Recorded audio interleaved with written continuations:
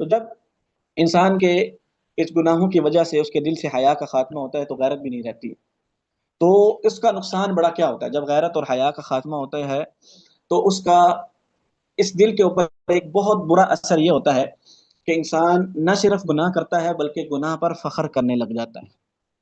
گناہ اس کو برے نہیں لگتے، وہ گناہوں کے کاموں کو اپنی کامیابیاں سمجھتا ہے۔ وہ ہر پلیٹ فارم پر اور اپنے دوستوں کے پاس اپنی محافل اور مجالس میں بیٹھ کر بڑا نڈر اور بڑا برملا اور اعلانیہ جو ہے نا اس کو بیان کرتا ہے، اور بڑے فخر و غرور سے اور جھوم جھوم کر اس کو بیان کرتا ہے۔ اس پر اس کو ناز اور فخر ہوتا ہے کہ اس نے گناہ کیا ہے۔ حدیث میں آتا ہے کہ بڑے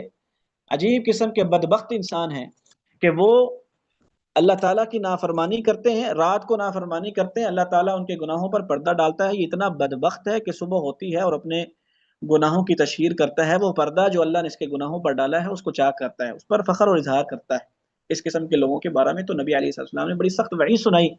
فرمایا کل امتی معافا الا المجاہرین، کہ میری امت کے تمام لوگ معافی کے مستحق ہیں، بخشش کے، مغفرت کے مستحق ہیں، سب کو معافی مل جائے گی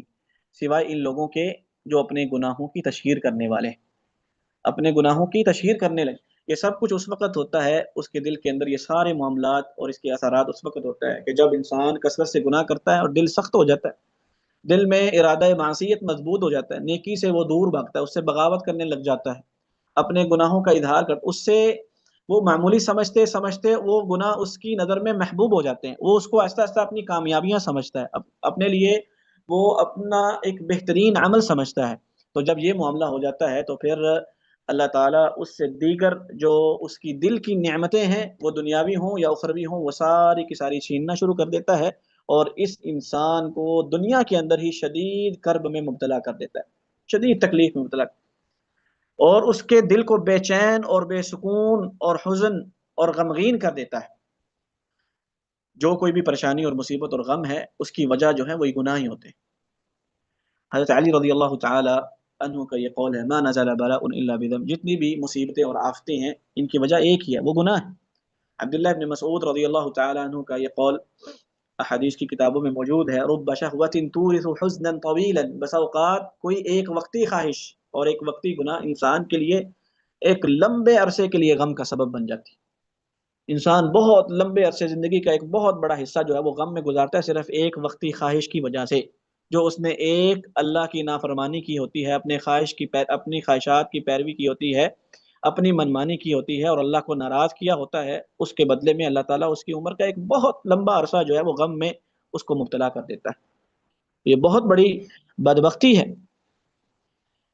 اسی طرح حسن بصری رحمہ اللہ تعالی کا ایک قول ہے ان العبد المؤمن لا يعمل الذنب فلا يزال كئيبا، بے شک مومن بندہ جب کوئی گناہ کرتا ہے تو وہ کافی دیر تک بڑا اداس اور غمگین رہتا ہے، وہ اس کا دل جو ہے وہ بڑا بے چین اور بے سکون رہتا ہے، یہ اس کے دل پر ایک بہت برا اثر پڑتا ہے گناہ کی وجہ سے۔ پھر کبھی کبھار اس کو اگر نیکی کی توفیق مل بھی جائے تو وہ اس کی جو حلاوت اور لذت اور مٹھاس ہے، وہ اس عبادت کی لذت اور مٹھاس کو کبھی محسوس نہیں کرتا ہے۔ یہی وجہ ہوتی ہے کہ وہ ایک دفعہ جب آتا ہے نا نماز پڑھنے کے لیے یا کسی نیکی کی طرف آتا ہے تو اس گناہوں کی وجہ سے اس کی لذت اس سے چھینی جا چکی ہوتی ہے، پھر اس کو لذت محسوس نہیں آتی، تو دوبارہ پھر وہ عبادت اور اطاعت کی طرف مڑ کر نہیں آتا ہے۔ وہب ابن الورد رحمہ اللہ تعالیٰ سے ایک دفعہ پوچھا گیا ایجد طعم العبادۃ من یعص اللہ، ان سے یہ پوچھا گیا کہ کیا وہ شخص جو اللہ کی نافرمانی کرتا رہتا ہے، جس کا دل گناہوں میں مبتلا ہے، کیا وہ عبادت کا مزہ پا سکتا ہے، اس کی حلاوت اور لذت کو محسوس کر سکتا ہے جو عبادت کی لذت ہے؟ تو وہ فرمانے لگے لا ولا من ہم بمعصیہ،